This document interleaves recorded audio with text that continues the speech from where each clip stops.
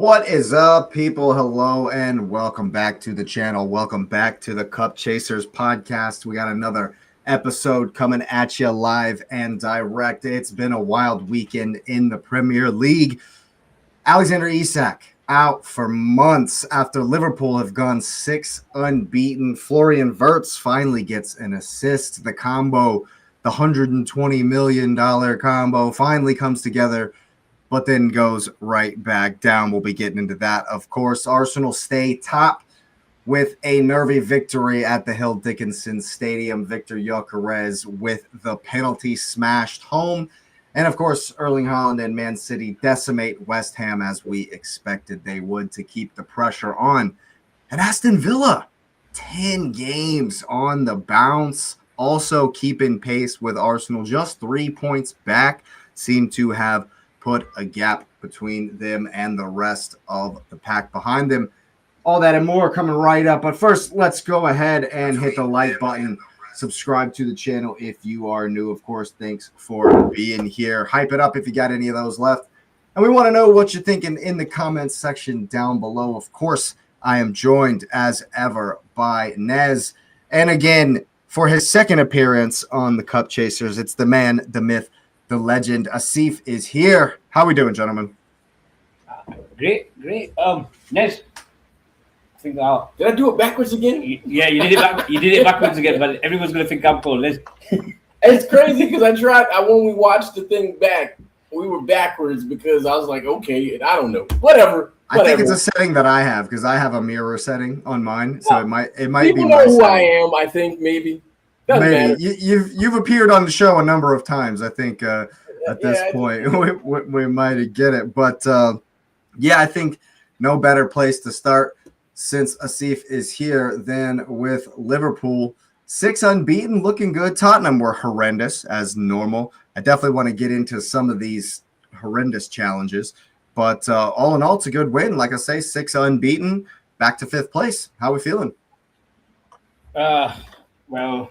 If I can take it first, feeling great about it. They want really good side. We were a bit nervy even after the red card, but 3 points are 3 points. I'm not gonna. Isak scored, but when he scored, he took that heavy challenge. So some of those, like as you mentioned, some of those tackles were horrendous. So in that game, but I'm happy. Wirtz at least got an assist.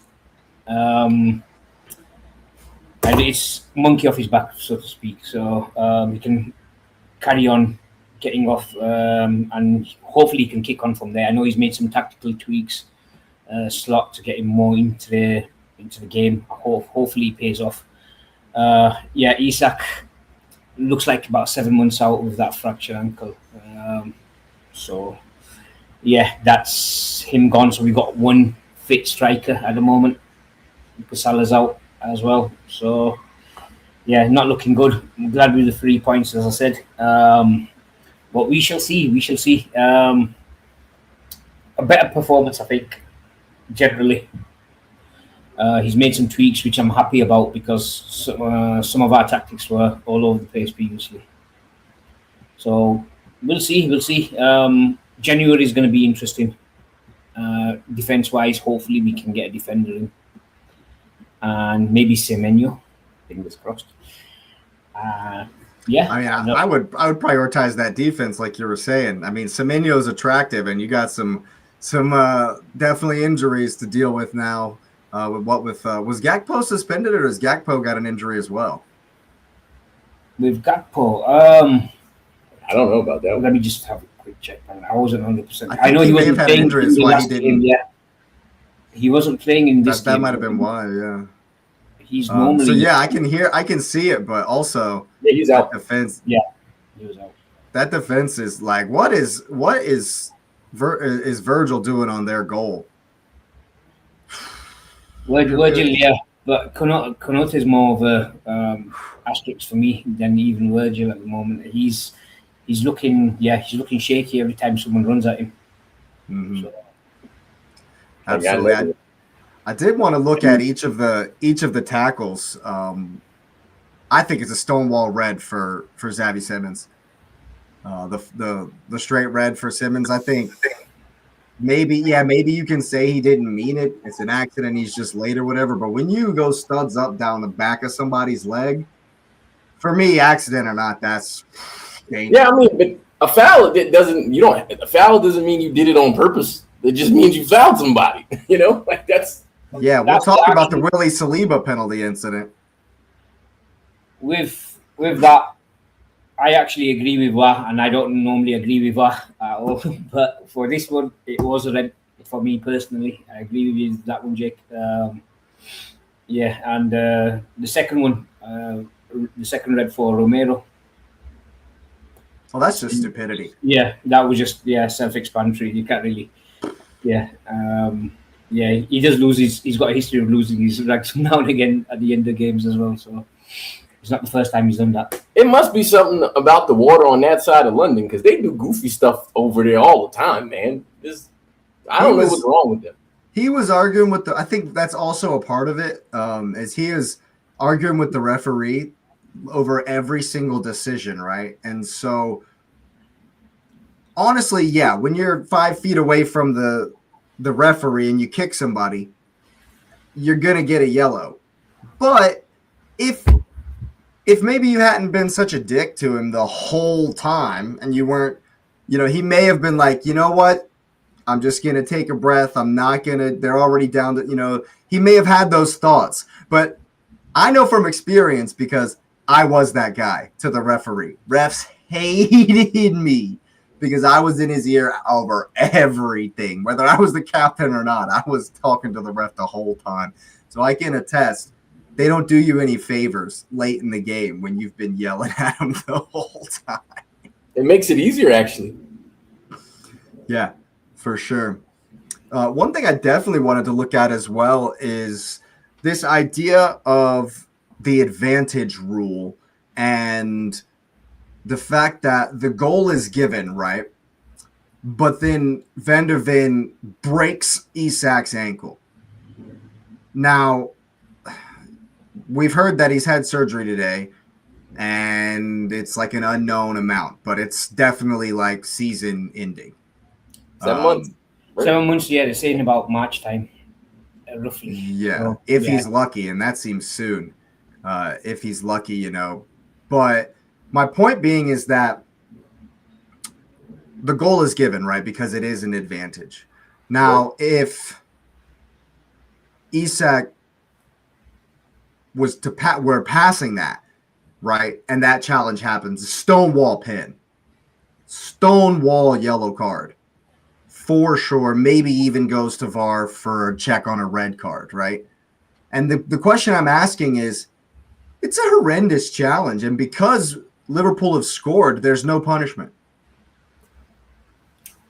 That's a weird thing because it's a weird one, right? But that came up in the City game where somebody scored. No, he got the shot off, and it's like, well, he got the shot off. And he scored. You're like, well, what difference does it make? It's still a foul. That's why I brought up the advantage rule, because the advantage is the attempt on target.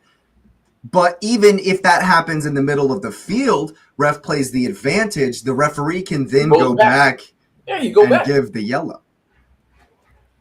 It's weird because I wish there was a consistency, but I'm not going to bang on referees for consistency because every game, every situation is really different where you try to have like baseline rules. And so we spoke about the letter of the law, but I mean, I think this is where you got to have to use a little common.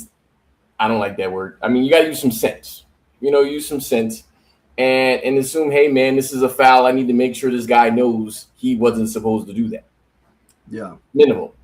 It could be because Simmons already had the red card. So what? He didn't want to send him off. Sometimes that gets. No, man. I agree, but that's soft because fortunately, I tried not to yell at the referees, but I was also a referee, and I actually did it on purpose so I could understand the other side. And coaches and players are annoying, but you develop a rapport and you kind of get it. But like if it's something that's wrong, you got to call it, man, because your integrity is on the line. Like you're supposed to be the black and white of the game, And so if you throw your integrity away, because that means that person can come in and do another one from the other team and do the same thing to one of their players, and you're going to be like, hey, but you didn't call it on that other guy, which happens in every single match. So the integrity of the game, which I know I sound crazy talking about integrity in the modern world, but the integrity of the game says you call it. You got to give them something, even if it's soft. If you go soft, I'm like, okay, I give me yellow. It's whatever. You gave a penalty, so then they can't come back to you for not penalizing the person. Right. Because there's no way watching the game, because most referees, I think, have tried to play the game or have played at some level. When you do that, you say, okay, your brain is like, as a player, you know, there's always a goon on the other team that's like, oh, you didn't call nothing? Goon time. And you go get it.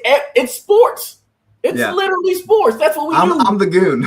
The goon is going to go get the guy. Because if the goon don't go get him, the coach is going to say something.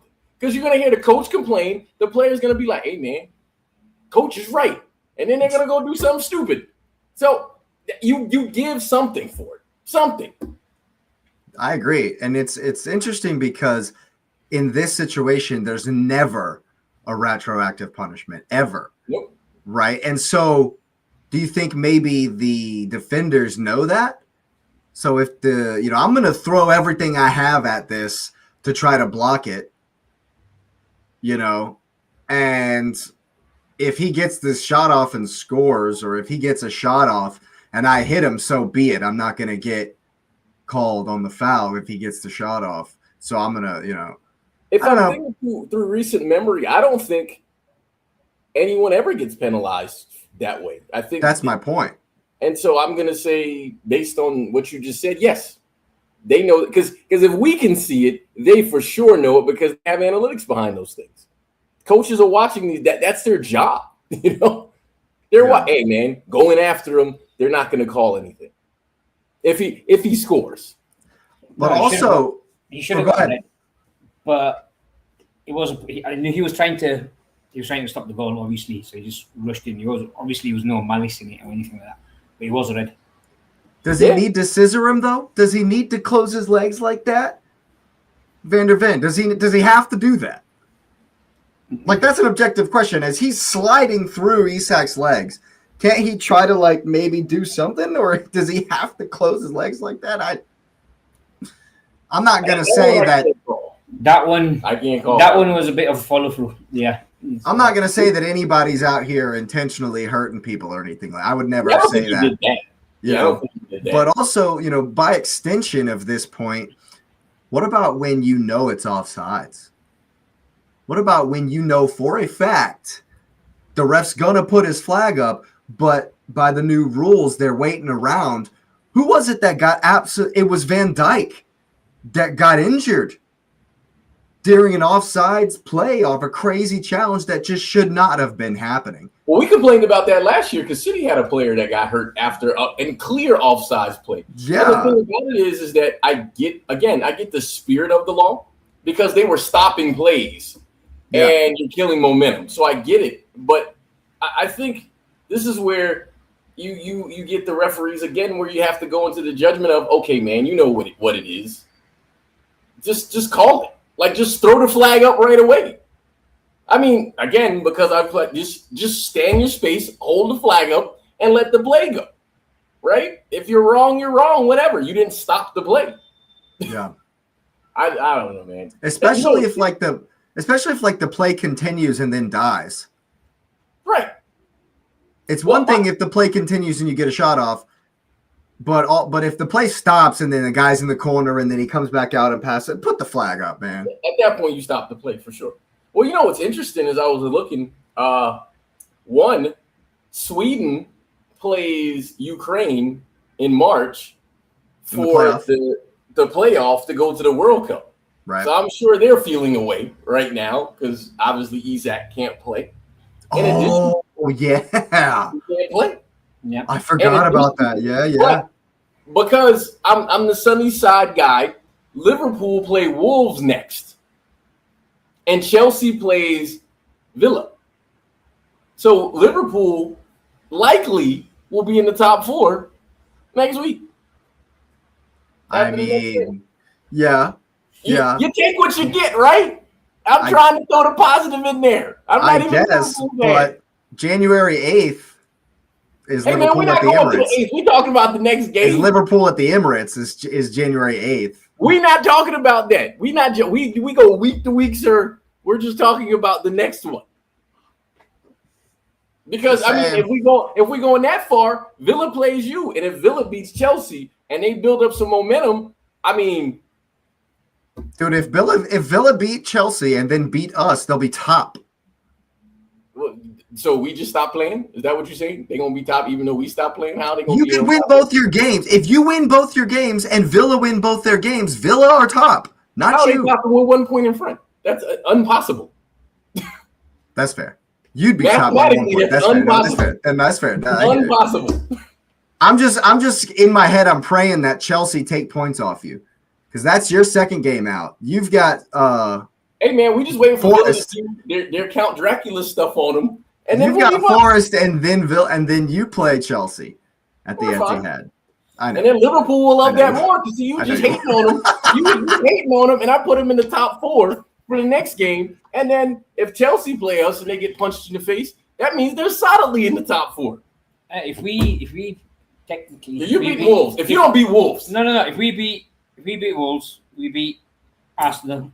I think we were back in it. Oh yeah. That game is shaping up to be something. It wasn't supposed to be anything a couple weeks ago. No. The way Liverpool were like sliding, now it's something. Maybe they're 6 unbeaten, man. They haven't lost since Salah's not been in the team. Not Liverpool. Villa is on a run too. There's a lot of runs going on. Did I say that out loud? Sorry. Yeah, I'm still waiting for the other shoe to drop at Villa, man. What if it doesn't drop? That's what I'm worried about. We have to make it drop and put them down. People are calling them the Leicester, even though I don't understand how you get Leicester since they're like a historically good franchise. Nah, man. Villa are no. Villa, no. They're not Leicester. No. Come on, man. No, but Villa not historically what? What we're talking about? We're comparing Leicester's history to Villa's history, man. There's no comparison. Villa have won a European title, man. Yeah. That's what I'm. Yeah, dude. So there's no. I said history, like the whole history, all of it. Yeah. Yes, I mean people said City don't have no history, even though it's one of the first clubs and they won titles way back. But we're in your history. We're living your history. Yeah, but I mean there was history back then too. There was just a giant gulf in between where nothing was happening, relegation and stuff like that. See, I own that. I'm okay with that. That's why the songs say we suck. But geographically, they're quite close actually. Less than outside of the geography, man. Outside of the geography. We're going on the betting odds because what were the odds for Leicester? It was like what 50,000? It was 5,000 to 1. Like if you bet $10, you were the happiest person ever. Somebody did it. Shall I tell you something? I actually did it by mistake, and then I withdrew it. Why would you do that? Because I didn't think it chance in hell. Yeah, you never think that was ever going to happen. You would have picked that, would you? No. You already gave the money away. Why would you take it back? There's no way you're thinking that's happening, though. Yeah, it was on the betting website. No. I don't take money back after I stick it in there. You leave it. Nah, I'm the same. Like there's some like on DraftKings you can cash out early or whatever. Nah, man, I never do that. I never do that. No, but you never think, oh yeah, I was trying to put it on Liverpool and somehow I did it on Leicester. Money's gone. You know how many late goals happened this season? Nah, you got to leave it in there till the end of the game. Money's gone. Yes, no matter what. Yeah, don't remind me. But Liverpool have a chance to make a decent run. Sweden is not loving Isak being gone, especially since they're playing Ukraine. I have no idea who's on the Ukraine team anymore because when we had Zinchenko, I'm guessing he still plays for them. Where is Zinchenko at? Forest. He came on as a sub today for Nottingham Forest. I didn't know there was a game on today. That's like how keyed in I was to a Monday game. Yeah. But yes, Liverpool have hope, even though Isak's injury sucks. Even though they're kind of used to not playing with him anyways. Yeah, that's fair. So it's not like a loss. No, but we only got one fit striker, so that can. Hey man, Mo Salah played well. I mean, maybe Mo Salah's gone, man. Mo Salah's not in the Five conversation. will cross the Mediterranean Sea and Europe, and then across the Channel, and then Mo Salah's dunking. Mo Salah's showing Marmouche how it's done over against Zimbabwe. Hey man, Mo Salah is probably the greatest Egyptian footballer ever. I'm never gonna hate on that, and I'm gonna leave it there. See? Is he not the most diplomatic fan you've ever met, Asif? Hey man. Yes, he's very diplomatic. I thought he was gonna talk about Marmouche's man of the match. Marmouche's equalizer and his man of the match performance. Even though Salah came up trumps. Salah's got the points. But his winning goal doesn't count without the first one. But anyways, go ahead. That's like Edin Dzeko when Dzeko was like, hey, man, yeah, Aguero got his goal to win the league, but if I don't score, it don't matter. Fair enough. I hear it. Absolutely. We're going to give Salah his credit. I'm not going to hate. I had time to think. I'm not hating. Well, I was just trying to, rage bait Asif with the fact that he hasn't, started in 6 games and they haven't lost. Just saying. One of those things. I think it might be a good thing for us because of the fact that he might be leaving soon anyway. So we have to get used to him playing without him anyway. So it could be a good thing for us for the end coming up to the end of the season. Do you guys think they'll get money for him if they sell him? Of course. I mean, this summer, if they let his contract run out, obviously not. But we may have to. But maybe Saudi. 2 years, 3 years. Yeah. It's not. It's 27, so it's next summer. Yeah. Okay. Yeah. Oh, for sure. Yeah.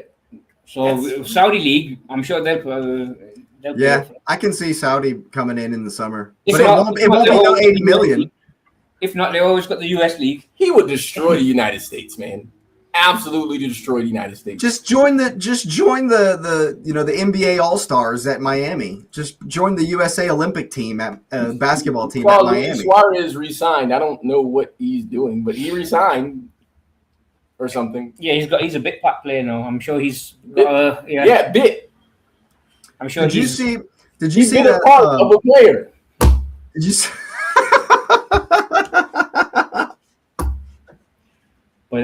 That's right. Hold on. And shout out to Charlie O. I got friends and stuff. This is from Charleston. Jake, you know that? Oh, yeah, man. Shout out Charleston. Man. Absolutely. Yeah, man. Absolutely, man. I forgot I had this one until I just saw myself. Yeah. But Salah doing his thing, of course. I think, obviously, there is a way back for him. For me, once he comes back. But if you guys get Semenyo, maybe not. Maybe the powers that be at Liverpool are seeing how you're playing without him and are starting to plan for life without him. How many attacking players do they have at Liverpool? All of them. What? Yeah, we've got most of them. Well, except for Isak, obviously. There's a bunch over there. What I'm confused by in terms of the Semenyo move is they're talking about him going to City. I'm like, to do what? Yeah, no. To sit on the bench? But I heard Man United are being linked with him. And why would he go there? I heard a take today that Semenyo would be perfect for the wingback role at United. No.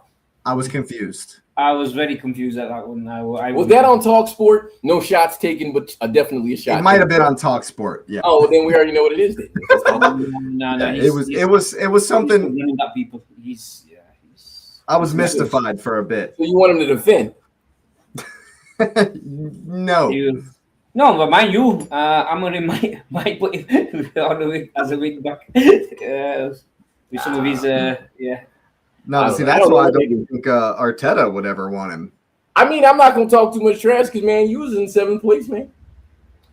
Every time they get a chance, though. Every time Man U gets a chance to climb up the table. Make a bad decision and go to Man United.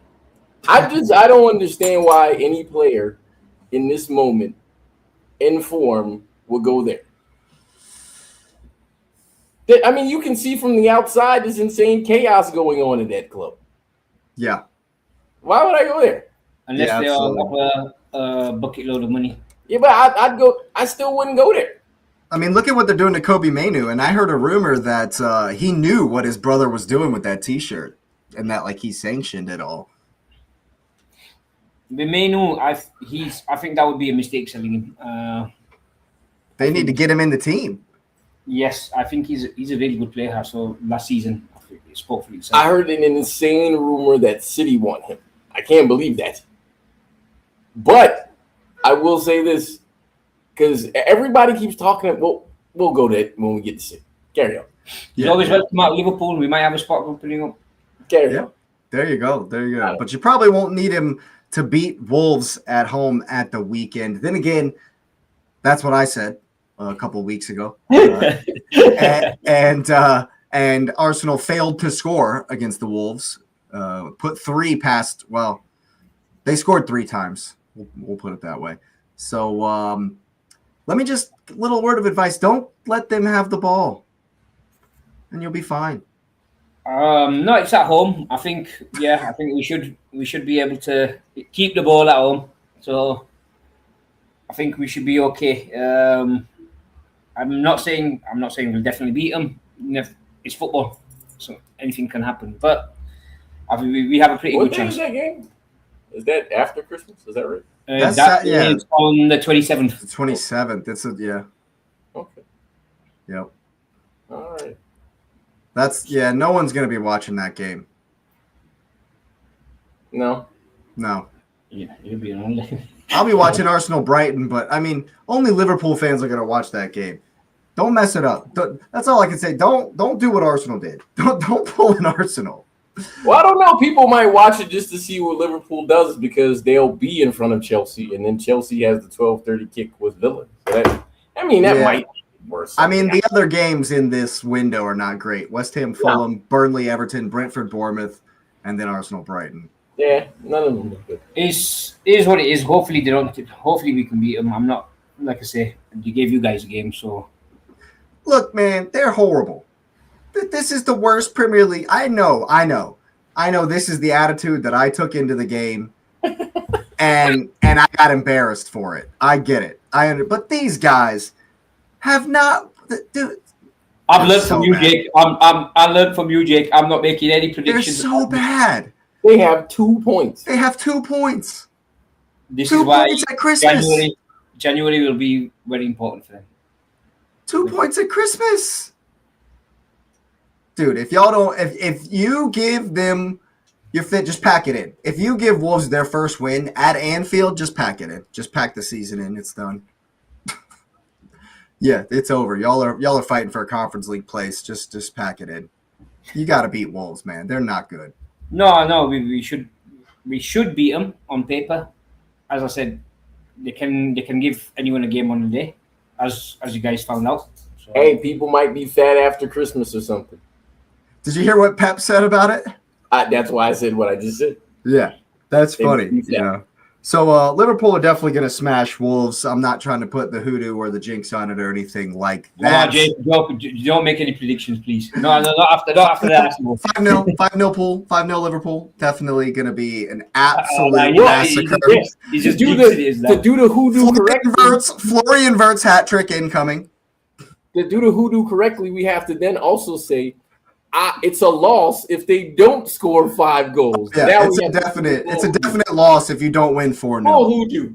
That's just. It's a definite loss. But of course, segues are very, very weird. Manchester City absolutely demolish West Ham as we figured they would.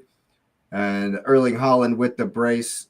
He's got 100 goals, almost in the double amount of time it took Ronaldo to get 100 goals in the Premier League. The Sharks are circling. They're breathing down Arsenal's neck. Ekitike, what's up, BX Gunner? Thanks for being here. Yes, Ekitike, yeah. And I agree with that comment. I think he's been our main man all season. Oh, yeah. He's going to score a hat trick versus Wolves. 2 hat tricks, Wirtz and Ekitike. If he doesn't score a hat trick, he is the most awful attacking player ever. I mean, we were talking about Man City. Proper hoodoo. Proper hoodoo. When we were talking about Man City, Jake, I just wanted to point out I was watching the game with Nez, and I saw Silvino running down the wing. He's out. He's going. And then even then, he didn't want to give him props for, No, he was trash. No, don't let him tell you that lie. He was trash. Savino was on fire, man. Yeah, he was on. He did pretty well. But even then, he was like, Nez didn't want to give him his props. Even then, give him props for what? Losing the ball. But he set up the goal more or less by losing the ball. He did set up the ball. Hey, he was involved. He was involved in the goal. I would, if that's the case, I was involved because I was rooting for the team. But he actually ran with the ball. If he didn't run with the ball, they wouldn't have got into that position for them to score. So he's a good ball progressor. Yes.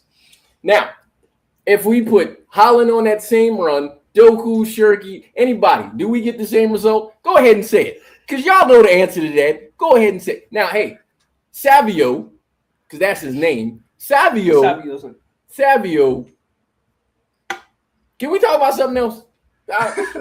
It just trails off. Yeah, he doesn't deserve the Inyo in his name. He hasn't earned that yet. Inyo in there. No, he hasn't earned that yet. No. Yeah, man. What can you say? City look like they're hitting their machine form, their Terminator form. No, dude, I'm worried. I'm definitely worried. You don't think you're at the Terminator level yet? Not even close. I'm going to tell you why. I'm going to tell you why we're not Terminator level. Because there was in the seesaw, because we were watching the game, there was 2 attacks, maybe 3. When the subs came on, Haaland was going for his hat trick. Did not pass him the ball. And you saw he was visibly, and it was Rico Lewis, I think, twice. He was visibly frustrated. Because what are we doing? If we're on Terminator status, we punching people in the face. We dropping 6, 7, 18. Hey, BX Gunner knows it. Shirky's on Terminator status. Yes, he is. Haaland's on Terminator status. Yes, he is. He scored 2 goals. The German Jack Sparrow, dude. Walter. Yeah. He had a good game, though. Yeah. Yes, What's up, man? What's up, BX Gunner? We're definitely going to get to that one, too. He was trying to make up for that derby game, I think, as well. So I think he was more motivated. Yeah, Voltamata. Yeah, absolutely. I thought he played well, for sure. But yeah, man, Shirky is looking fantastic. Definitely one of the signings of the season. You seem to have your lineup though at the moment. I know Doku's injured, but I was glad to see Reinders actually look like what he was supposed to look like. And the funny thing is, because I think Asif heard me, I criticize him because he smiles after he fails, which I'm fine with, absolutely fine with. Because for me, when I smile, it's sometimes sarcastic, sometimes it's positive. I don't know, but I'll smile. But the pass from Haaland after Shirky's pass, and Reinders just nailed it. It was funny because if Reinders shot near post on the previous shot he had, he would have scored the same goal. He would have had 2 goals if he did the same thing twice. Mm-hmm. But he shot across the face of the goal, and he didn't score. But, hey, man, they're looking good. There's still work to be done. What I do like, now that I'm talking about it, what I do like is we're going to give props to Mateus Nunes. That's who we about to give props to. Because Mateus Nunes, who Pep Guardiola was like, yeah, he's not smart enough to play in the midfield, became a right back, understood defense, and then Pep said, hey, we're going to run double sixes with you and Bernardo. Go sit there next to him. And then he's an insane ball carrier. Like, no one's ever questioned his ability to carry the ball. But now he's running into people. And I'm like, hold up. Is this the answer? Is he the answer when Nico needs to come out? And the answer is yes right now. I was just reading something for Nez now. I just wanted to clarify this. I was just reading this article about Savino, your favorite player. And he's actually given up his lifelong hobby of horse riding just to concentrate on City. Well, maybe he should get back on the damn horse and get whatever feeling is in there. So his Hey, that's dedication right there. That's dedication, man. Yeah, he bleeds losing the ball all the time. I he know bleeds sky blue, man. I know that was say you know that's what I have to say. Oh, through and through, man. He absolutely loves it. And the Marmouche comment, I don't know if you put it up there. Marmouche needs to. The only way he can come through is if he's on the daggone field. You know, he was on the field today. He was on the field today, and he played man of the match worthy. He should absolutely be playing. But here's the issue with that. I actually will answer that. He does almost as good as Salah. He needs to come good. But here's the reason why I agree with this comment is because he has to know he's literally the second striker. He's not the winger. No one. Pep doesn't see him as that. So Pep is not going to play him out there, and he can play 10. But if Cherky and Foden are playing the way they are, he's not going to play there either. But he just needs to become a clutch player like Salah and score the winning goal. It's true, but he played the whole game. And most people see, and you actually see this with Marmouche, which I think is interesting because he plays like 5 minutes at a time. You can look at his time when he comes in. You got to give him at least 30 to like get his gears going. So yes, he's gonna come good, but he got to play, and he has to play more than like 10 minutes. And the issue with that is the Terminators are playing in front of him. Yeah, I like that comment as well. Cherky looks like he could be technically on Payet's level, but a better player all around. Very exciting player, especially in his new era. Lacks a bit of sauce. I 100% agree with that. That's why, in spite of myself, that Rabona, I was like, whoo. Well, the interesting thing, I've seen people compare to Payet because here's what I've heard. So people will say Wirtz is going to have a better legacy, which I have no idea how you figure out legacy from the profile of a 17 player. Games. But they're talking. People are projecting like long term his legacy in the Premier League, which is absolutely insane because there's no way to project that. And people's like, well, Wirtz is a better player. Here's what I'll say: we know Wirtz is a good player. We knew Cherky was a good player. The systems matter because no matter how good a player you are, if you are in the wrong system for you, you never look good. And the thing about it is Cherky got told he was fat when he got to City. And I guess he was compared to what he looks like now.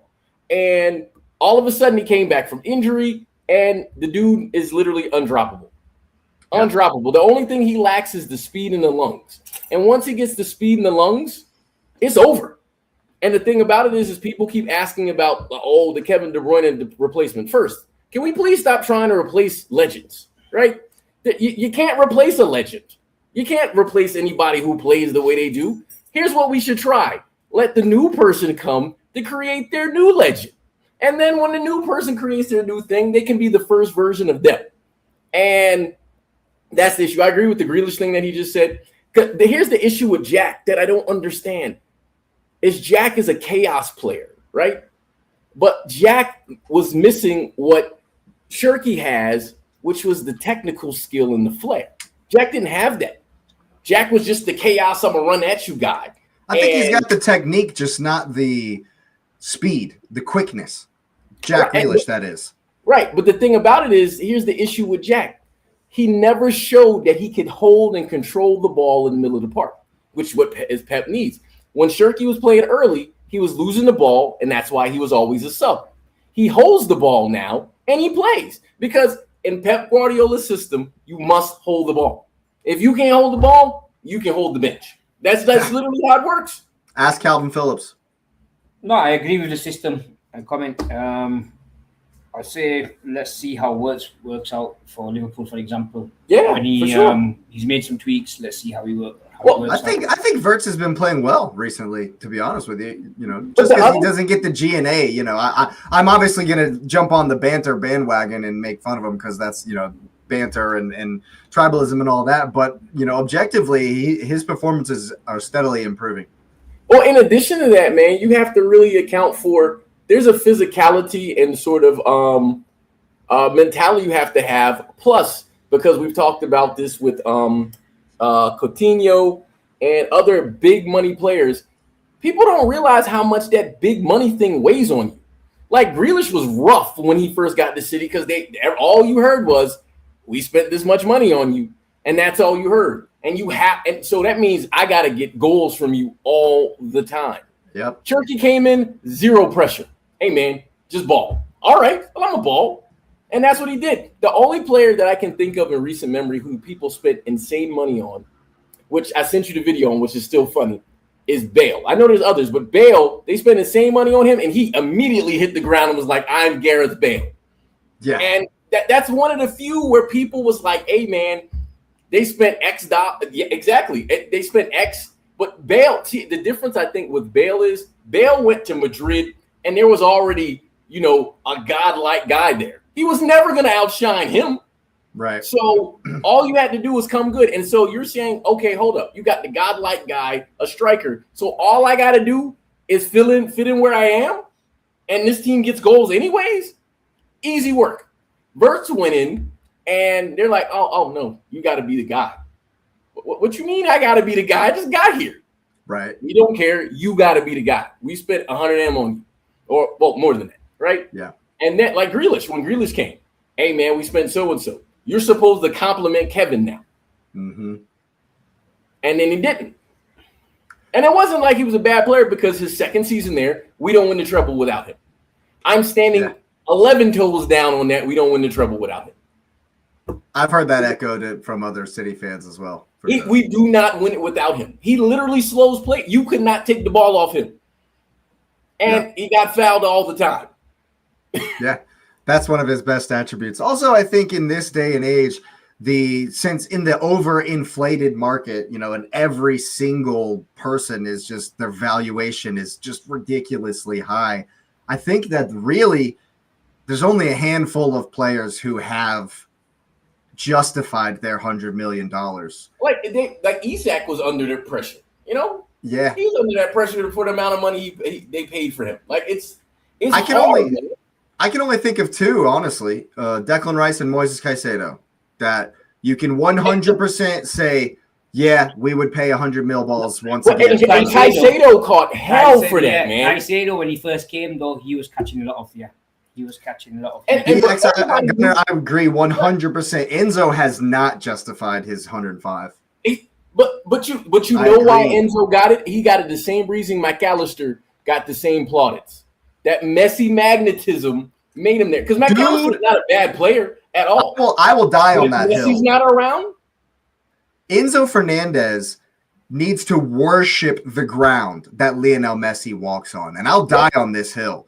Because in that Argentina squad, in that World Cup, full of 1,900 penalties, all Enzo had to do was pass Messi the ball. Pass Messi the ball. Have you seen the movie Kicking and Screaming with Will Ferrell? Yes. Just pass it to the Italians. Just pass it to the Italians. That's all Enzo Fernandez had to do was pass it to Leo Messi, and all of a sudden Benfica are laughing their ass off at Chelsea all the way to the bank. Yep, right here. He's got it. He knows exactly what I'm saying. Benfica make a lot of money. All the way to the bank. Just, thanks, we'll have that 105 million, and just laughing. Not that Enzo's a terrible player. No. It's the best example of my point that while things are overinflated, sure, it's still really tough to justify the 100 million. It's like you say, winter transfer window. I don't see that amount of money being spent. But the other thing about like the thing going to your point in winter, I hope no one spends that much money. But the other thing about Caicedo and Rice, they played in the league, man. Yeah, they was in the league.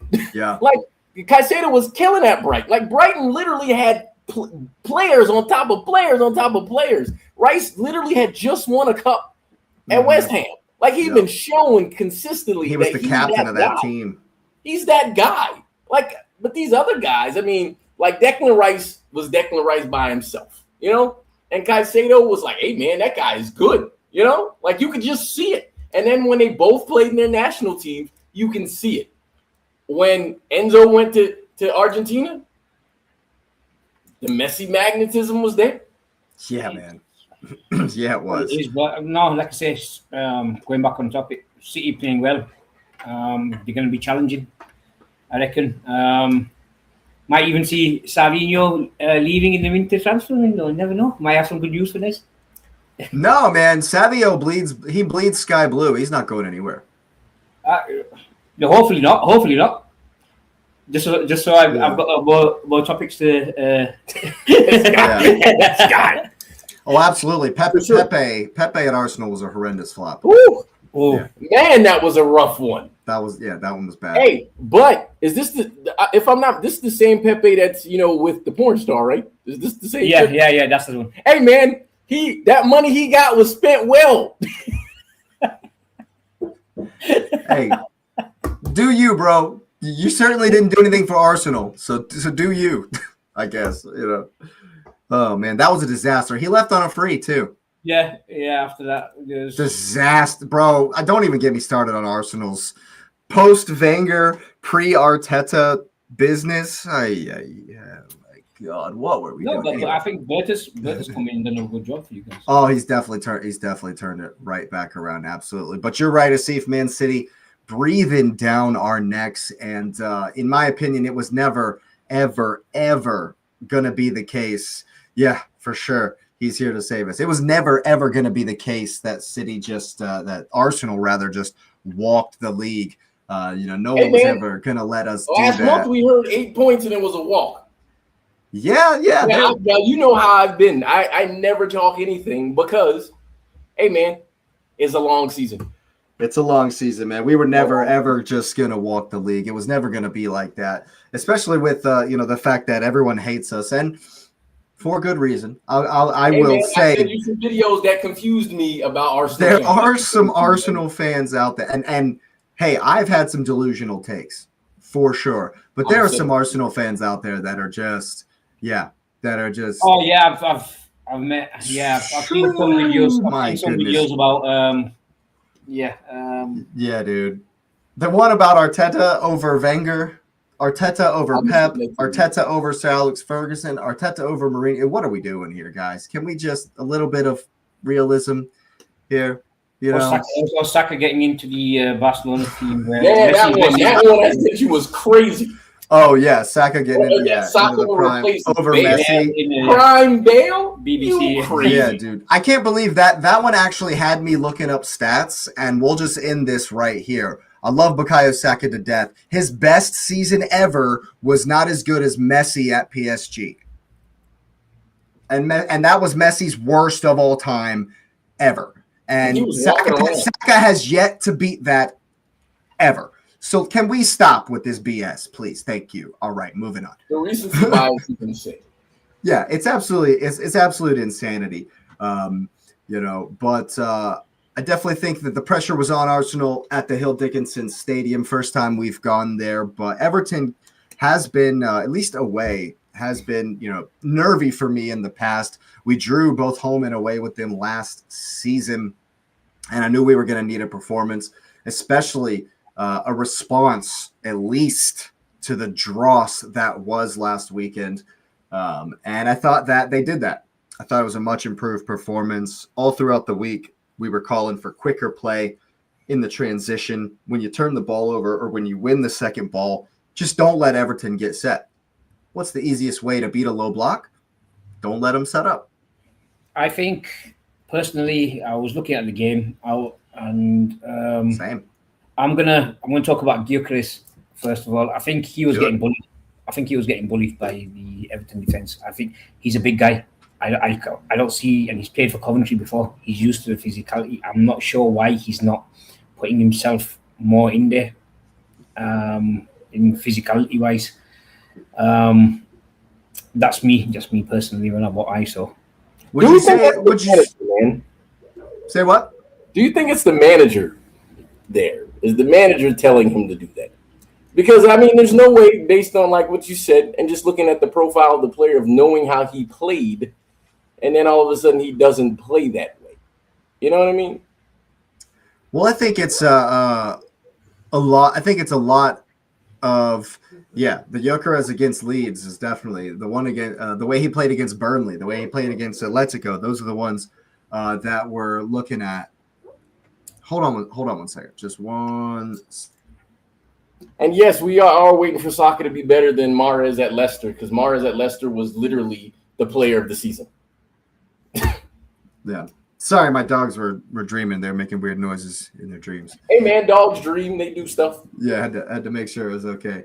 I think it's a little bit less than 98%, but it's definitely the fact that Gyökeres is having to adapt to the system. To your point, Asif, I think he enjoys those battles, right? But I think that he's not used to and not expecting like every single center back to be as strong as he is, and to be able to grapple with him. Because in Portugal, there was a moment in the game where he got and David Raya, by the way, was picking out pass after pass after pass. David Raya was incredible in the Everton game, to be honest with you. Might have been the man of the match for me because he was bringing down crosses and picking Gyökeres out like it was just like, he got a lot of flack last season, but I think he's been coming good. He's much improved, yeah, and he was picking out Gyökeres like it was nothing, And there was one moment where Gyökeres brought it down, facing the sideline, and tried to spin Keane with the ball, but Keane just kind of grappled with him and kept him from spinning it. In Portugal, he does that all day. He just gets past the center back and is in behind by himself all day long. I think he's finding that he's not able to just roll the center back in this league. Well, but another thing, and I mean, I'm going with the tactics and systems comment, but you guys have two of the best center halves in the world. Like, I don't understand. Like, if I feel like if I'm a striker and I want to know what it's like to play against, I'm playing against my guys who happen to be two of the best in the world, and they should be absolutely. I mean, it's now that I'm thinking about it, I'm like, those guys absolutely should be able to help him adjust. Like, I feel like I'm sure they play against each other. I mean, yes, you're not supposed to hurt your teammate, stuff like that. But, I mean, you got to play for real at some point. Practice can't be fake all the time. You practice the way you play. So, I mean, I agree with your point. Gabriel and Saliba should be roughing him up. I promise you, Gabriel and Saliba, they don't go easy on Haaland. They love those matchups. So, if he's supposed to be an iteration of what Haaland is, hey, man, play him like that so you can prepare your guy, man. That just reminds me of a story, like back in the day when Cristiano Ronaldo was still messing around with his tricks. And then Ferguson got him on the training field. All right, just kick you out of him. We won't even blow the whistle. And that's how he got hard. That's how he... You have to, man. That's how he stopped doing all those circus tricks and he started actually producing. Play ball, man. So he's got... I mean, back in my day when I was playing, if you brought the flicks and the tricks out on the field, you got clobbered, man. People were yawning for you. Oh my God! At Sporting, Gyökeres had Edwards, a former Tottenham academy, probably given him a lot of service. Saka needs to be less selfish, find striker more, as well as Odegaard, who I think is average. I think Odegaard is definitely been overall underwhelming from the promise and the potential been struggling of being from Real Madrid. He was supposed to be this, wonder kid, but then again, he wasn't good enough for Madrid. But he's had some flashes, man, and so I think that's a bigger question. I don't. I think he's. I think he is still getting back to his best. I think that as Arteta maybe loosens the handbrake a little more, because I definitely think we were looking to get the ball forward quicker in this game. I definitely could tell that Arteta got into him in the week and said, you need to play the ball quicker. And I think that is to Gyökeres' advantage. And to this comment here, Saka as well as Odegaard. That right there is actually I agree with this a lot. Yeah, I think that's fair. I think this is very fair. I think that's fair. I think this is a very fair assessment. I think your best player at the moment is Rice. For sure. He's the best player on the team. He's something else. Best player on the team, both sides of the ball. I would wrap him in cotton wool over this Christmas period, give him if you're ahead. The thing is, Arteta, you never know with Arteta. You never know where he's going to take it more seriously. I put out a video this morning, go check it out, about how Arsenal must win the Carabao Cup. And it was heavily influenced by Nez, of course, because you're always saying how you gotta win the first one. right, to get it over the line. So I'm hoping that Arteta takes this one very, very seriously. But also, as you say, I kind of don't want to see Declan Rice at all. We have the squad in the midfield. We could Your game's play tomorrow, right? Is that right? It's tomorrow. We play Palace tomorrow, yeah. We could play Christian Norgard, Martin Zubamendi, and Eze. Or we could play Zubamendi, Eze, and Nwaneri. Like, we have the midfielders to give Rice a break. And I think we should. Yeah, especially. Go ahead. No, with your defense as well, you can rotate that. Your defense is top class at the moment. I couldn't see them giving Saliba a rest, for example. I hear all of that, but I'm also saying Crystal Palace won a cup last year. They're absolutely going for it. They're going for it, yeah, but they're walking wounded. They're tired. Dude, Munoz is out. Everybody's tired. Big miss for them. Yeah, but Ismail Assar is also at AFCON. Mateta's an injury worry. It's peak, I don't get caught up on say. Names.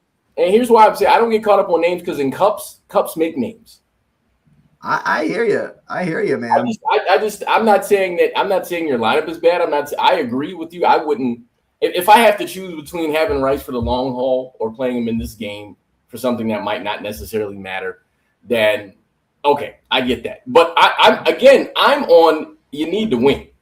Absolutely. So is Mr. Gunner here. We need to beat Palace at all costs. Maybe the least important trophy. We have to throw everything at this stage, especially with a revenge trip against Chelsea to follow. I agree 100% with the motivation to get Chelsea in a two-legged semifinal. This is again where I hear you, but I disagree, because you're thinking about the next game, and I don't do that. I need to win the one in front of me. That's it. Well, absolutely, but let's actually take a look at it. Yes, Arsenal can rotate, but let's say we do rotate, and I'm going to do the most rotation I can do with this lineup here, right? So say we bring Kepa in instead of David Raya, and then it'll be Miles Lewis-Skelly, left back. But we can't do any other rotation because Mosquera and Gabriel are injured, right? So if you really want to do something crazy, you could put Christian Norgard at the center back, like we've done once. But I guarantee you William Saliba plays this game. Guaranteed. Well, based on the internet assumption, they have Raya starting, which I don't think he's going to start. You got Timber, Saliba, Hincapié, same, Calafiori, Odegaard, Zubamendi, Rice, Saka, Gyökeres, and Trossard. Is White injured, out of curiosity? Raya? No. Rice. Ben White. Ben White, sorry. Rice? Or no, Ben White is injured, yeah. Ben White is injured again, yeah. That's another one, right? That's the one I thought would have started that. So it's going to be Saliba. I guarantee you it's going to be Saliba. Yeah, it looks like it's going to be Saliba. And then that's where it could be Calafiori or Hincapié. I'm expecting it'll be Lewis-Skelly, Hincapié, Saliba, and Timber. And then we could terrible, man. We could look like a bad lineup. That's what I'm saying. They're going to play, man. Well, that's my point. But if we look at the front six, even if we rotate, right, the most rotated it would be is probably Christian Norgard, Eze, Nwaneri, then Trossard, Jesus, and Madueke. That's a decent team. That's still enough to beat a wounded Palace. Oh, Palace team looks pretty decent, man. But if you have, then you can. They got smashed 4-1. Yeah, at least he can be off the bench coming up. So if you need needs. Yo, Leeds just wrecked their world, man. They're in a bad way right now. My hometown team. Give a shout out to them. Leeds beat them 4-1 at the weekend. Dominic Calvert-Lewin with the double. I think a Chelsea Arsenal semifinal would be absolute cinema. Absolute cinema. Yeah, man. I'm not taking Palace lightly because I know they're a very good side. And if you look at the on their day, they are very. The last time we played them was a very, very tough game. And Victor Gyökeres was fantastic in that game, by the way. That's not one that you're going to get any props from pretty much anybody. But Victor Gyökeres worked his ass off in that game and was very important to us winning. It was a 1-0. It's very important to us winning that game. And, yeah, it's going to be tough, and they're going to bring it, of course. But I'm very confident. Eddie is going to love playing you guys, and I know he's going to love Eddie's trash, man. Again, cups make players, man. These are the moments here. I'm just saying. Dude, it is what it is. He can hardly get a game at Palace.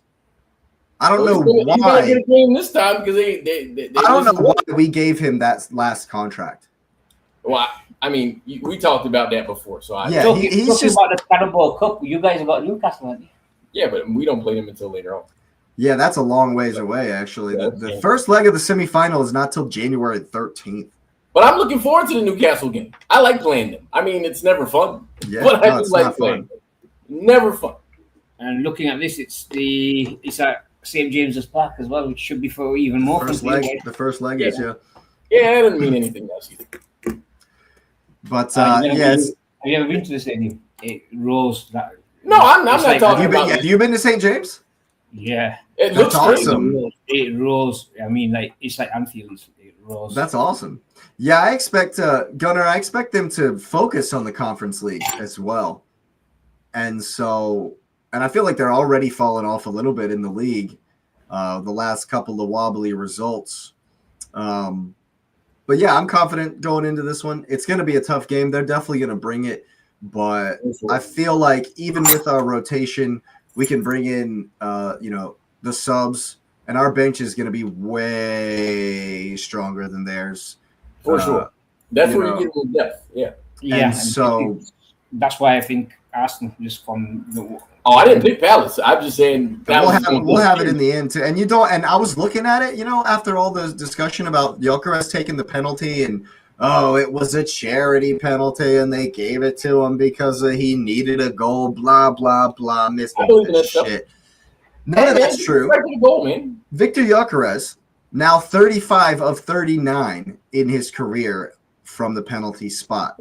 He's a monster from the penalty spot. And moving forward, he is Arsenal's penalty kick taker. He's the forward. He's the goal scorer, the number 9. Yeah. He's the penalty kick taker, And so I didn't – all of that, it's a charity. It's the same thing they did with Kai Havertz. No, all of that, that's dumb, right? And so I was thinking about it. You don't want to take Arsenal to penalties. Our penalty shooters are pretty good. Saka, Eze, Odegaard, Gyökeres, Rice is a hell of a penalty kick lineup. For sure. It's a possibility. It could happen. So, which is why I think rotation is important, especially over Christmas period, because games come. Yeah, because after this game, don't slow down. We got Brighton at home in another massive game, because at the same time, City are away at Forest, who are struggling. And so once again, for the second time this season, it's highly likely that Arsenal will be going into our game in second place for the second weekend in a row now. Highly likely. But it is the Premier League. I'll be there for the hate watch. Actually, I'll be driving home during all of these games, so I might have it on the radio or something. But for sure, but it's worth it. If you go on as I drop another plug, sponsors, we'll take sponsors if you jump on the FootMob app, FOTMOB. Hey man, you can listen to matches, and then they have the thing that they repeat over and over. I don't know what it says, but it's very British, and I understand it, and I enjoy it. Nice. Yeah. Nice plug there for this. I'm just talking a quick thing about Nottingham Forest. Since they sacked Nuno, it's been downhill, and that's credit to the man Nuno that did so well last season as well. Look at them now. Yeah, they were. It's so crazy how good they were there last year, and they're nothing close to that. They were lackluster today, man. They're a shade of themselves for sure. And what the comment was, the manager and the players, is that for the Arsenal? He's talking about Arteta. He's talking about Arteta and the gang, because once again, Brighton are going to be coming to town at the weekend, and that's going to be a tough one. They like to press high. It's going to be an intense game. And but Brighton still? No, Brighton. They have the Brighton, no. They're not as. I think you guys should be fine for that. Yeah, we should. They're more or less mid-table at the moment. I think you'll be fine for that. They're ninth. They're ninth right now. Pretty much. Brighton are the middle of the road team. I don't know if you've looked at their last 100 games, 105 games or whatever. It's like 34, 35, 34. Win, draw, loss. They're like median level. It's why, and right now 6 wins, 6 draws, 5 losses. So it's like right about where they are. And I think that with the proper rotation for Palace, and we pick up the win, Arteta will have a good headache at the weekend versus Brighton. But the festive fixtures are well and truly here, because Arsenal don't get another week-long break, like a full 7 days, until Valentine's Day. That's what happens when you play and everything. Assuming we beat Palace. If we beat Palace, that includes the FA Cup first round, or it does include the FA Cup. We got Portsmouth, and that will include the first leg. The second leg of actually, it'll include the second one too, because February 11th is. Yeah, it's right after. It's the next week. So it'll be damn. All the way to Valentine's Day, it's boom, boom, boom, boom, boom, boom, boom. And there's some big games in there too. Yeah. Hey, man. Like the Liverpool game. The Liverpool game. Villa game. Ooh. We got Villa in a couple of games. We got Man United in between our last Champions League games. And they're not really, I mean, as much as we make fun of them, I wouldn't laugh them off like in between like that. They played okay. Amorim thought they were better versus Villa. Amorim thought they were the better team versus Villa. I don't know what he was watching, but they were decent. They weren't horrible. Hey, part of being a United manager, Fernandes is out, which is good news for me. Bruno. Bruno's gone down, man. Hamstring. Yep. Wow. He's injured. So well then, don't worry about that one, because he's literally the engine. Because he has 7-8 assists. I mean, he's as much as people, and it's funny because we don't like Bruno because he's probably a poor captain. He's not a great captain. He's a very good player. We're not going to question his ability as a player.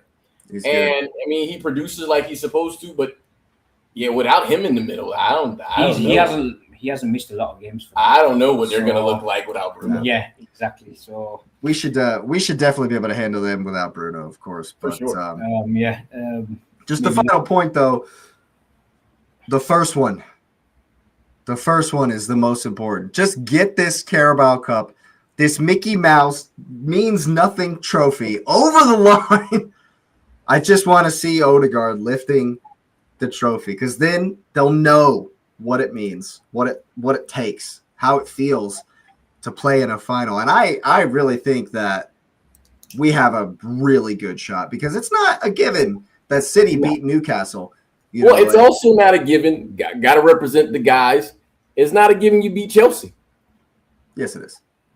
See now it's not a given that you beat Newcastle. If it's Newcastle not a given you beat Chelsea. I know there's no way Patrick and X would just let you slide on you're just gonna walk over Chelsea. We're gonna walk. No way. It's gonna be a walk, of course. There's no way. They don't have the greatest midfielder to ever play the role of midfield in the first leg at home at Stamford Bridge. Moises Caicedo once again on the Arsenal game, once again avoiding the Arsenal game by getting a stupid yellow card versus Cardiff City. Enzo will be there. Enzo will prove. I was trying. Did you see me try? I tried just now. Yeah. You never know. But Arsenal have got a. But you still don't, because Cold Palmer is there. So yeah, good for Cole. It's gonna be if we make it through, if we beat Palace, which I'm not saying we will, it's gonna be a tough game. I'm really looking forward to the semifinals if we do get to play play Chelsea. If anything was fixed, there's no better semifinals than having a fixed one like that. And it's also me kind of low key hating on Palace because they beat City in the FA Cup. I'm hating on that a little bit. But I did give them props that they could give you a challenge.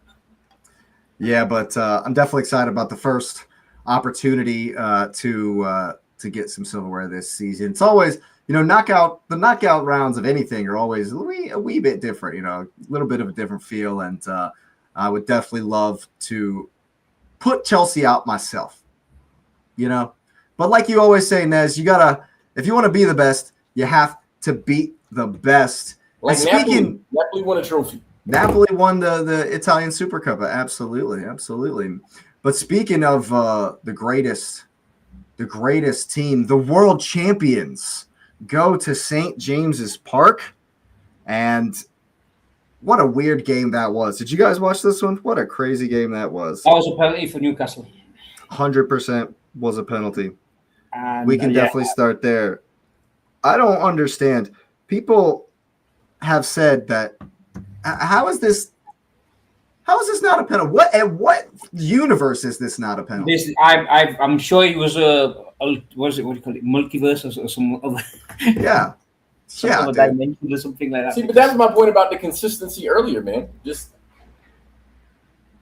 like this is like it's one of those that every time you look at it, it's worse and worse and worse. It's like, what?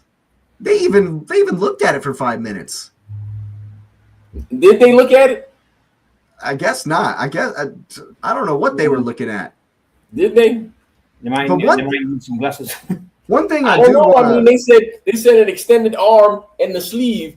I mean, come on, man. Oh my God! I'm just saying that these are the things that they've said. They had a shocker. The refs had a shocking performance in that game, man. I do want to ask you guys a question about retroactive yellow cards on like in the box offenses. You know how they can, if it's in the box and there's anything, it goes to VAR and they look at it if it's in the box. Harvey Barnes should be sent off for both of his dives. Just like, it's one of those where when you hear the commentators say the words clear and obvious dive, and then you take a second and you're like, clear and obvious. That's the verbiage of the virtual assistant referee. So if it's clearly and obvious that this guy has tried to con you, I personally believe that VAR should be able to retroactively look at that and be like, you, sir, deserve a yellow card. Just the same way, like we started the show off, I think that Van der Ven should face retroactive punishment despite the goal because of how bad that challenge was. The in the box, I think, yes, I know we're getting into, we're re-refereeing the games, and now the refs have even more decisions to make. But Harvey Barnes' dive was so obvious, so blatant. And I've always said, if you crack down on that, it'll stop. It's more, you never used to keep into the English game before. This is like, before we used to have an issue. People were telling us to dive in the box because all the Italians and everyone else were doing it. So, and now it's gone the other way. So it was one of those things where, yeah.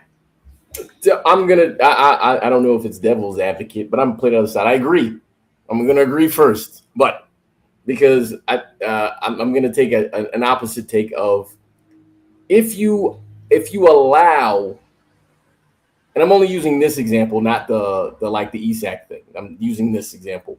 If you allow retroactive cards for diving, then what stops managers from protesting almost? Because, I mean, in the box, there's always fouls in the box.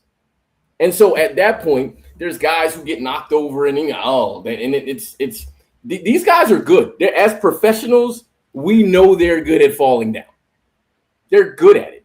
And so when you look at it, you're saying, well, then they really could get questioned on everything.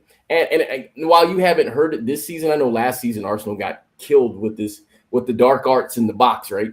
You guys don't get that this much. I mean, you're obviously set piece masters, but you don't get like that kind of thing. But imagine if that happened to Arsenal last year for like retroactive fouls in the box. That, I mean, you all foul. I'm not saying you don't, but I'm also not hating on it, because if it's a part of the game, it's a part of the game. But I mean, how many guys would get retroactive cards? Because if that's the case, you would have managers consistently protesting for those things after, right? They wouldn't even say anything to the media. They would go straight to the referees associations and the Prem, and they would just they'd keep doing it. And then you'd have an insane backlog where at this point now it's about when they say, okay, yes, you're right. And they'll for sure lack the consistency of giving those things. Then it'll start to lean, and we already know how that leaning will go. It'll start leaning to favor specific teams at specific times. Because, for example, you mentioned Caicedo being out, right? So say there's a big game coming up. And then, in the match, manager sees and they say, hey, man, well, but he should have got a card there, but you didn't call it because the ball went out or whatever like that. But I'm protesting that because he's on his 4th yellow now, and I need him to get another yellow to miss the game. And so while I understand what you're saying, it's a slippery slope the other way, because the gamesmanship, you do anything to get an advantage. And if I can get your best player out, I'm getting your best player out every time. I hear it. But the Barnes example is so blatant because he legit does not get touched. He feels the pressure coming, and the ball gets away from him, and he falls down, and he's never touched. As you mentioned, it's the referee's job to pick up on it, though. Yeah. They got to do a better job in game. I mean, that's really what we're saying. End of the day, we're saying they have to do a better job in the game. Because the thing about it is, and I agree, we don't run into that retroactive stuff if you did what you were supposed to do in the first place. Because they got linesmen, they touch each other. There's 7 guys officiating the game? Nobody saw it? Nobody saw it. So they all got the earpieces everywhere. Yeah, everywhere. So yeah, man, someone could have flagged it. Yeah. And like now, you said, at the end of the day, it still does fall on the match official to make that call. It's all up to interpretation, right? Right, because then you could have 6 the officials say, "Hey, man, that's a foul," and if the match official's like, "Nah, I don't want to get it," then nothing happens.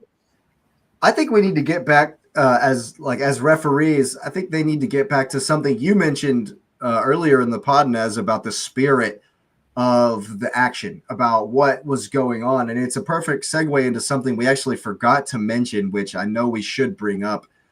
Arsenal are lucky to not concede a penalty themselves on the Saliba incident.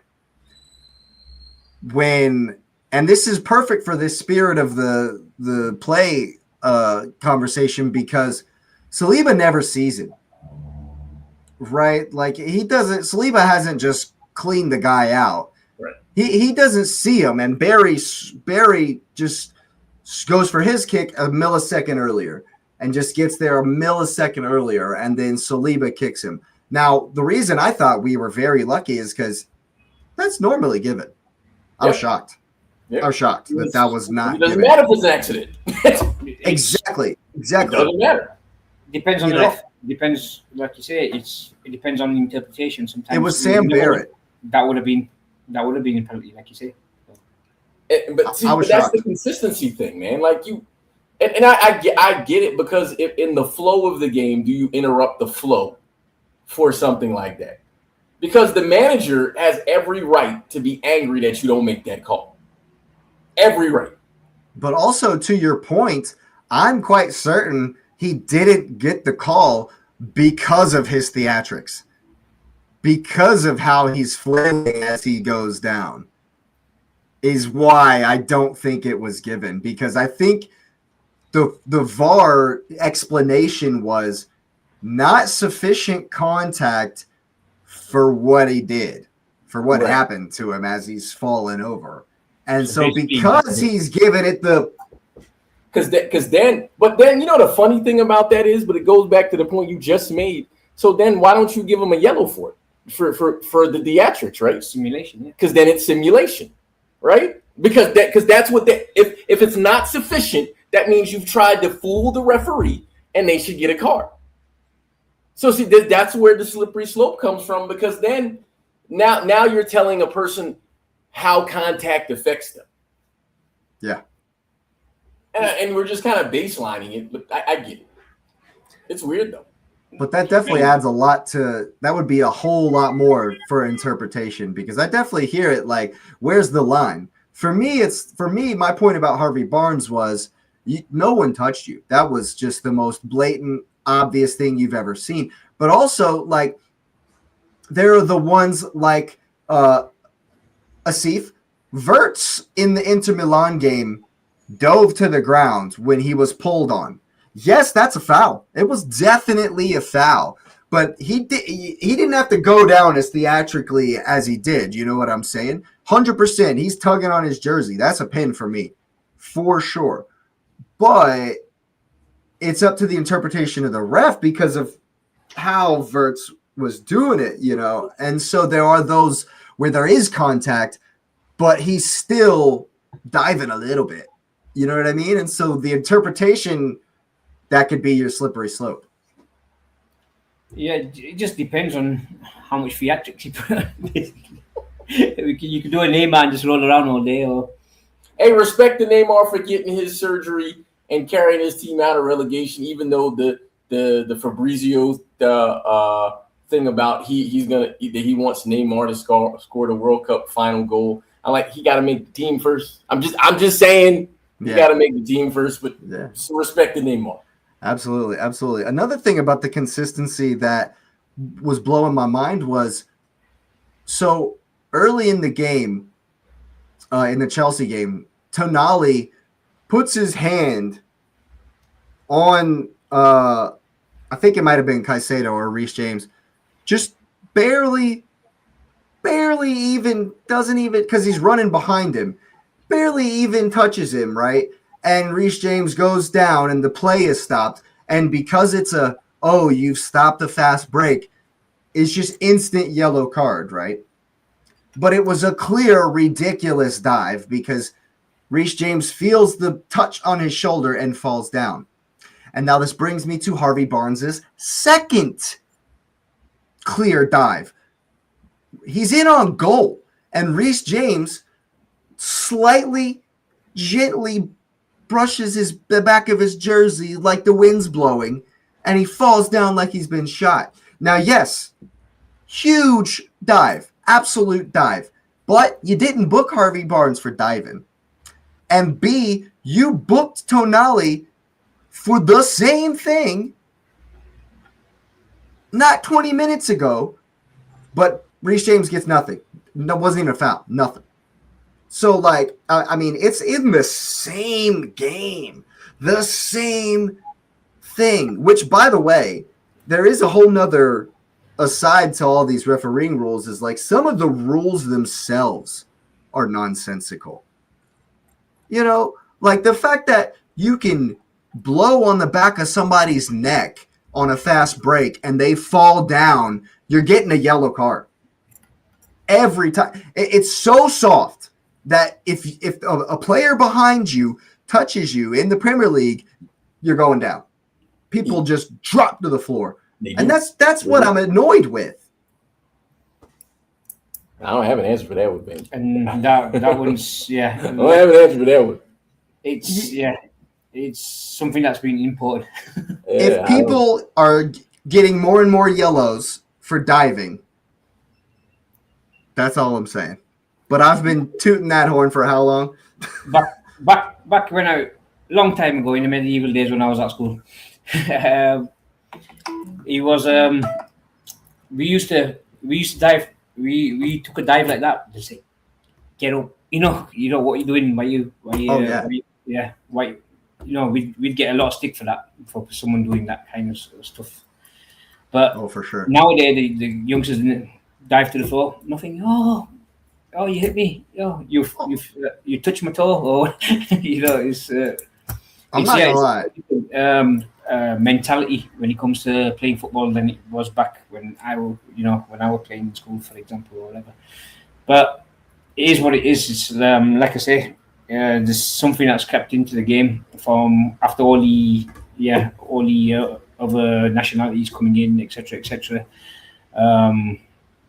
It is what it is. We can't really. Now it's there now, so it's not like no one's not going to not take an advantage. Like, and in addition to that, man, I think because the players skill wise are so close to each other now, you're trying to find any advantage you can get at all. It's the reason that people wear what's the Traore wears oil on his arms so people can't grab him. Like, does he really?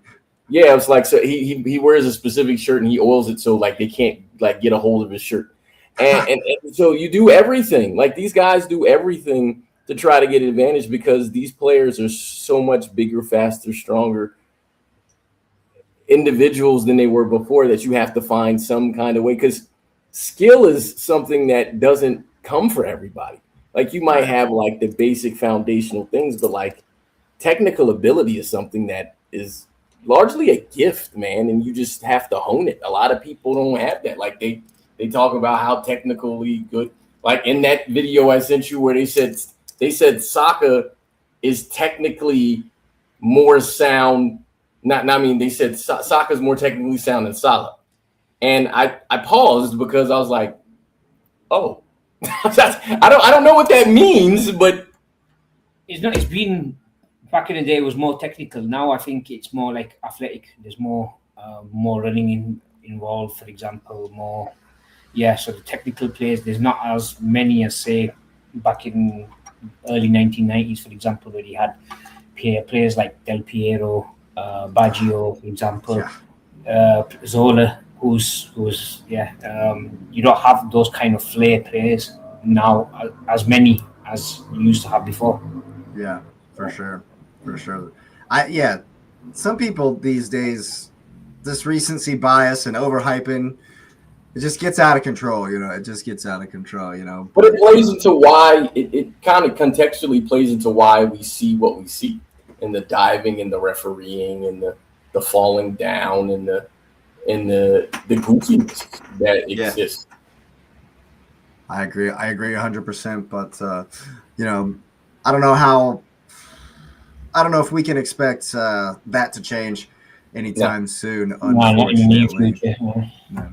But speaking of unexpected, Sunderland have 6 first-teamers at AFCON right now, and they're still rolling. They look the same. Did not look any different against Brighton. They looked very good, and I'm very happy about that because you play them soon, Lewis.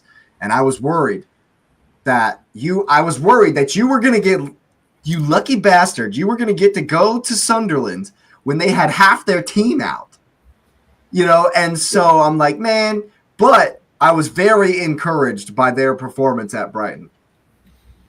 Well, first, I support playing a team at their best. I've always stood on, I want to beat the best version of whoever it is.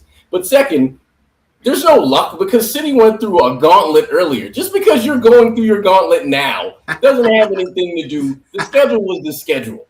No, tell you the truth, we're Sunderland very defensively sound. We've been excellent defensively all season. So I know they had a lot of attacking players out, but yeah, I think defensively wise, they're going to be hard to break down for Man City to break down, personally. Yeah, I'm looking forward to that game. It should be a fun one. Talk to me about Morgan Rogers. Is he going to make the England squad? Yes. Hopefully, but you never know. Yes. I mean, at this rate, he's tearing. Why wouldn't he?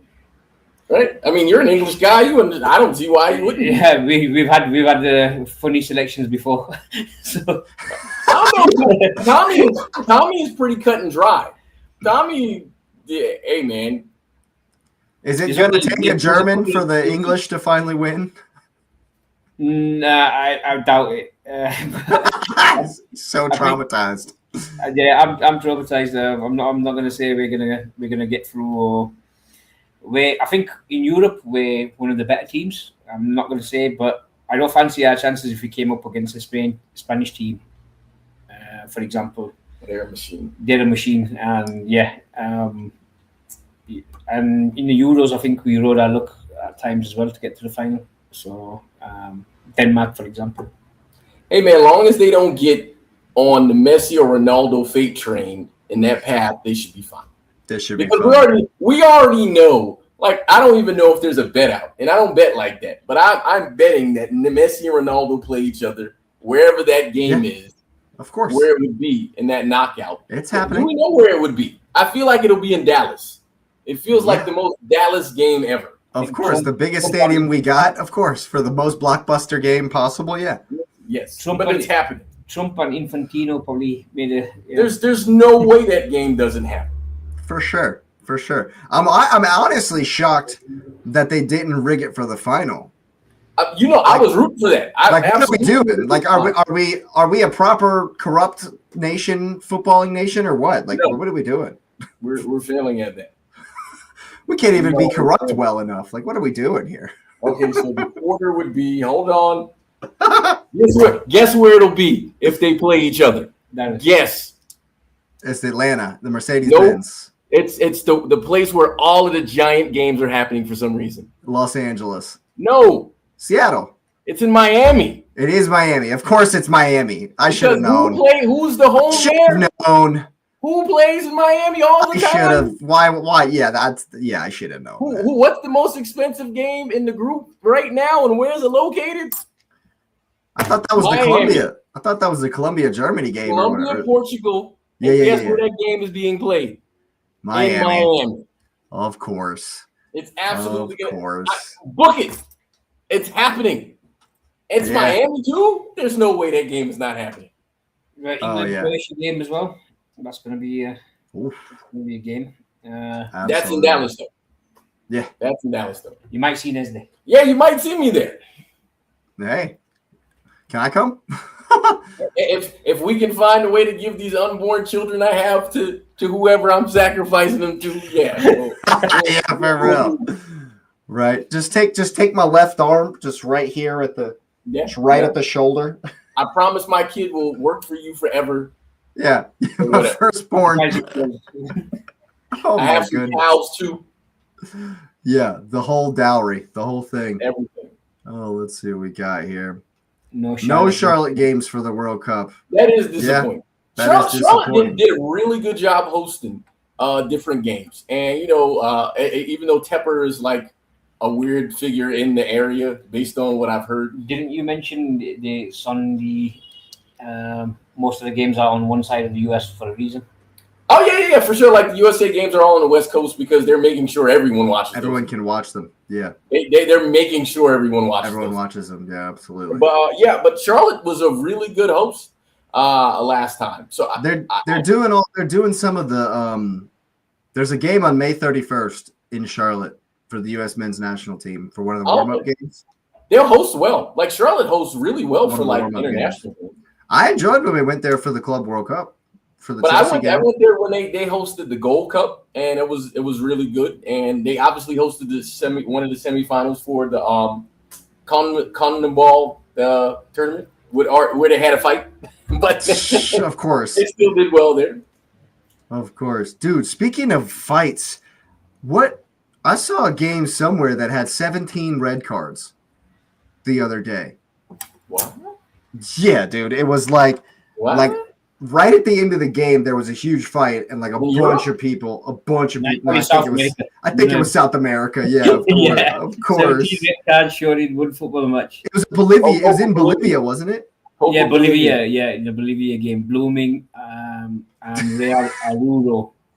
So how many people wanted to feel at the end of the game? Requiring intervention with tear gas to restore the tear gas. Holy. So there were 11 players, 7 Blooming and 4 Aurora players sent off, and 6 members of staff. And officers used pepper spray and tear gas to break up the fight. Holy shit.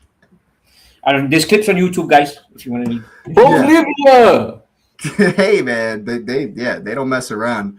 Speaking of not messing around, man, Frankie Lampard trying to fight the Southampton crowd. Yeah. Did you see that? Hey, man. And I said to you when you sent that to me, I'm like, hey, man, he might need some repercussions from that. Because he was for sure a part of that. He instigated that. He definitely I mean, I read the article said that the Southampton fans were singing some nasty stuff as far as their chants and whatnot, but he was giving it to him at the end of the game. He was giving it to him. Like, since when that you're English? Since when did they sing nice songs in the crowd? We've never sang. We've never sang. I'm not trying to hear none of that. He's from Chelsea. He should be used to it. He used to play for Chelsea. Come on, man! Like, get out of here with that. Dude, that was great. I thought that was absolutely hysterical. I sent that to X, and he died laughing. He loved it. Oh, but it just reminded me. I thought he was going to do a Cantona there for a second. So. No, don't do that. Don't do that. Dude, don't do that. Dude, Eric Cantona, man, one of my favorite ever celebrations of any goal ever.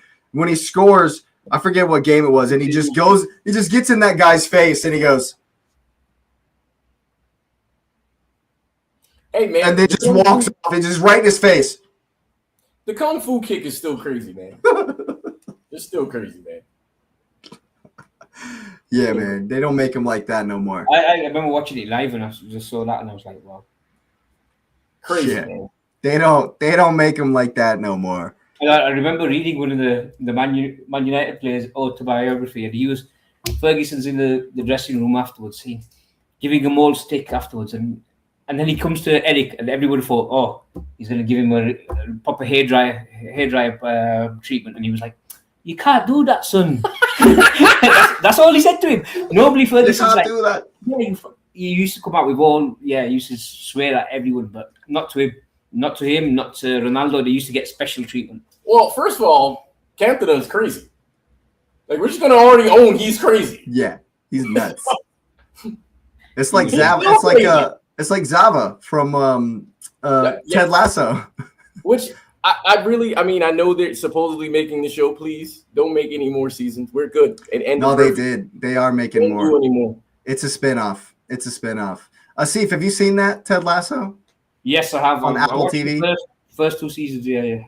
That's my favorite show of all time. That's for me. So well. For me, that's the best show that that's my favorite show that I've ever seen. I absolutely. I like you guys take on the English. Yeah. Yeah, man. I absolutely love that show, man. I agree, Lewis. They should don't do anything. It's fine as is. It's 100% amazing as is. Just let things in. Yeah. Absolutely. Well, speaking of letting things end, I think we're going to go ahead and wrap it right there. It's definitely been a good one. I'm looking forward to the Arsenal game tomorrow. I may try to get a match reaction out somehow. I'm going to be on the road tomorrow. I might have to film it on my phone. So have a look out for that. And of course, I hope you all have a Merry Christmas out there. Happy Hanukkah, Happy Kwanzaa, whatever it is you're celebrating. Happy Solstice. Boxing Day, yeah. Yeah, whatever you're celebrating out there, I hope it's a fun one, a good one. Their gift to themselves is to like, comment, and subscribe with a thumb like that, and then come back, and we'll talk to y'all about the other randomness that we see. And if you want to put any comments about Silvino, Fortanez, go ahead. Don't do that. Don't do that. Well, I couldn't have said it better myself. Don't do that. Y'all have a wonderful holiday and a lovely evening. You will see us next time.